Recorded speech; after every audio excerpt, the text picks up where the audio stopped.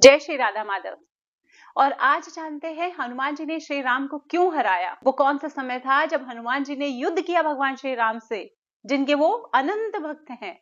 और हनुमान जी की शक्ति का रहस्य क्या है कि उन्होंने श्री राम को भी हरा दिया। और इसके साथ ही जानते हैं कि राम से बड़ा राम का नाम ऐसा क्यों कहा जाता है। बात उस समय की है जब भगवान श्री राम के गुरु विश्वामित्र जी, उनका अपमान एक राजा थे चित्रकेतु नाम के, उन्होंने कर दिया। उनको सुकंध नाम से भी जाना जाता था।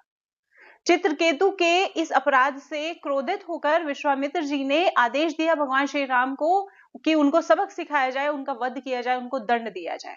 जब चित्रकेतु को ये बात पता चली तो उनके पास कोई रास्ता नहीं था। उन्होंने जाकर तुरंत अंजनी माता के पैर पकड़ लिए, चरण पकड़ लिए और कहा कि मेरी रक्षा कीजिए। अब वो शरणागत हो गए माता अंजनी के, और माता अंजनी ने आदेश दिया हनुमान जी को कि चित्रकेतु की रक्षा की जाए। तब तक हनुमान जी को ये नहीं पता था कि ये किसके अपराधी हैं, या फिर ये नहीं जानते थे कि भगवान श्री राम स्वयं इनका वध करने के लिए आ रहे हैं। तो हनुमान जी ने माता अंजनी को वचन दे दिया कि वो चित्रकेतु की रक्षा करेंगे।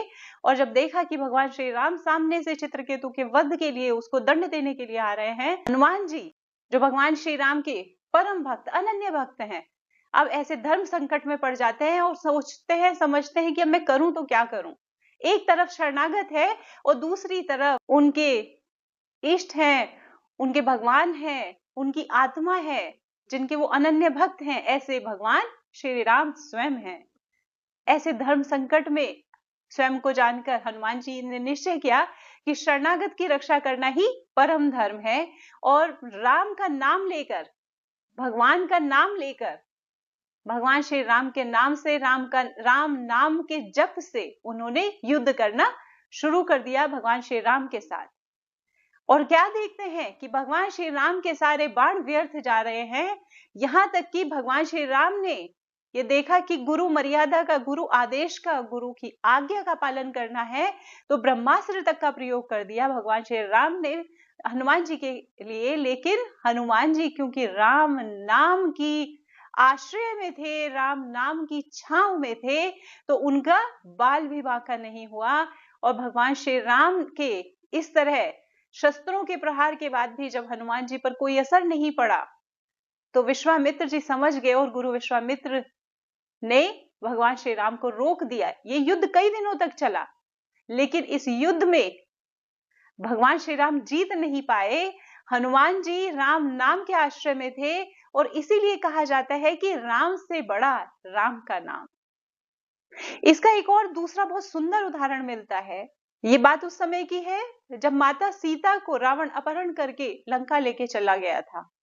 उस समय हनुमान जी ने भगवान श्री राम की मुद्रिका यानी अंगूठी को मुख में रखा, जिसके लिए 2 चौपाई भी है हनुमान चालीसा में। प्रभु मुद्रिका मेली मुख माही, जल्दी लांगी गए अचरज नाही। जिस समुद्र को भगवान श्री राम पार नहीं कर पा रहे थे अपनी वानर सेना के बिना, और वो प्रतीक्षा कर रहे थे समुद्र के एक तरफ,